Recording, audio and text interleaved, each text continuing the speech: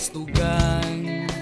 Hindi malilimutan ang asaran na merong pikunan, lalo na rin ang unang niligawan, unang kabiguan. At dyan nasiseryoso ang usapan, ang pagdadamayan ng tunay at tapat na kaibigan. Kung mga buwan